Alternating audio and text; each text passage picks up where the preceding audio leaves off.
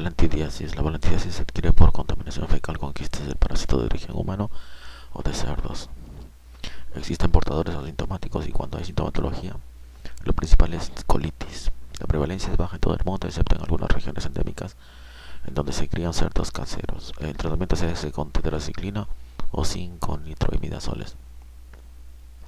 Agente etiológico: Balantidium coli. Es el protozoo de mayor tamaño que afecta al hombre.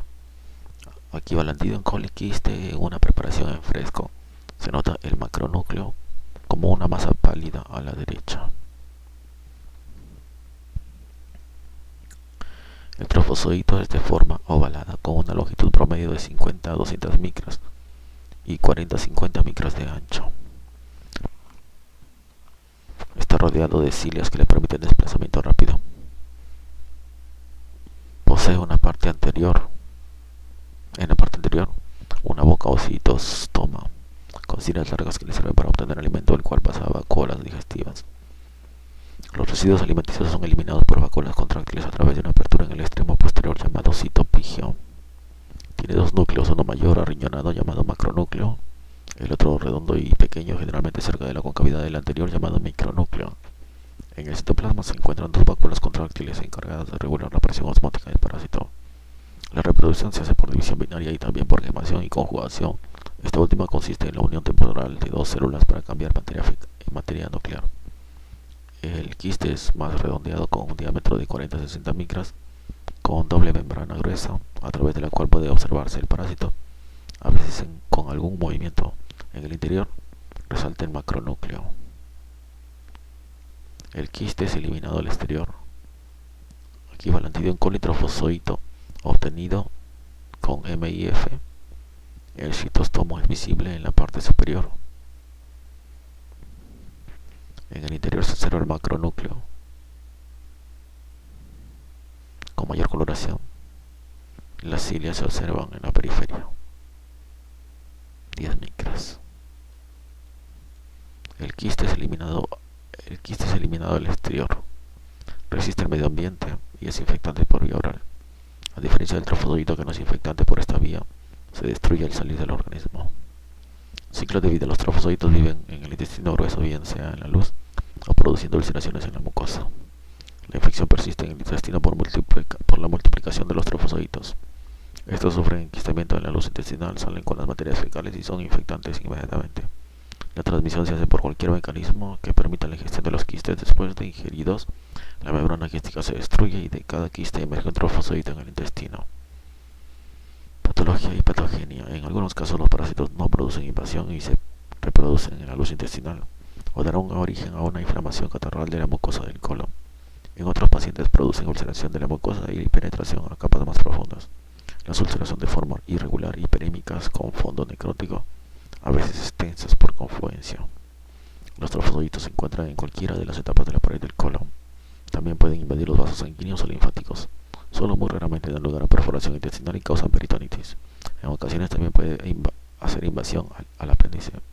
La diseminación pulmonar se ha descrito en pacientes con peritonitis balantidiana y cuando existe inmunosupresión.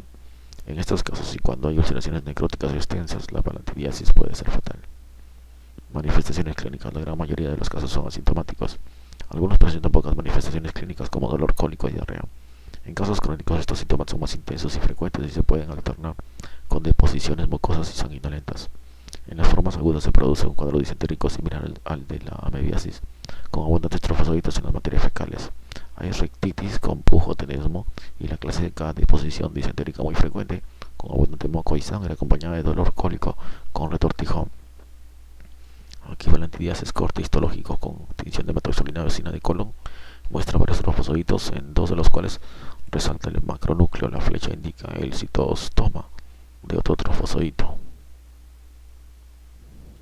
Bueno, puede ser esta la flecha. Puede haber síntomas generales asociados con vómito, enflaquecimiento, debilidad y deshidratación. En los pocos casos que dan origen a perforación intestinal se observa, igual que en la perforación alveolar, un cuadro de peritonitis acompañado de fiebre y síntomas generales graves, siempre de mal pronóstico. Se conocen casos de apendicitis balantidiana. La invasión a genitales femeninos origina flujo vaginal necrótico y da origen a ulceraciones. Diagnóstico. La balantidiasis requiere un diagnóstico clínico diferencial con entidades que produzcan colitis o disentería, principalmente la amebiasis, tricocefalosis aguda, disentería basilar y colitis ulcerativa. El diagnóstico se comprueba por examen de materias fecales al observar los trofosoditos móviles al examen directo, principalmente en heces diarreicas o los quistes en las materias fecales no diarreicas, en examen directos o por concentración. La rectosigmoidoscopía permite observar las lesiones y obtener muestras para examen parasitológico. Este parásito crece bien en los medios de cultivo utilizados para histolítica, lo cual puede tener utilidad para completar el diagnóstico.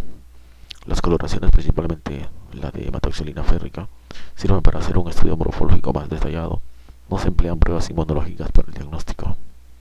Epidemiología y prevención. B. coli predomina en las zonas tropicales, pero no presenta prevalencias tan altas como los otros protozoos intestinales patógenos. En Colombia la frecuencia es inferior al 1% y en Bolivia es 1.2% en niños.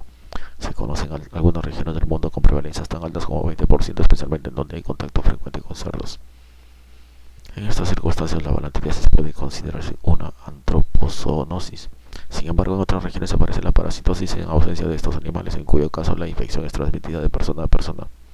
El mecanismo de transformación es como en las otras protozoosis intestinales, por contaminación de alimentos, aguas, manos, etc., con materias fecales que contengan quistes del parásito. La prevención es similar a la descrita en amibiasis y además agregar los cuidados con las materias fecales de cerdo. Es interesante anotar que en este animal la balantidiasis es asintomática. Tratamiento. La tetraciclina se recomienda a dosis de 500 miligramos 4 veces al día en adultos, de 40 a 50 miligramos al día en niños mayores de 8 años, repartidos en 4 dosis durante 10 días, pero está contraindicada en niños menores de esa edad. Se conocen estudios favorables con derivados nitramidazólicos a las dosis empleadas para amebiasis.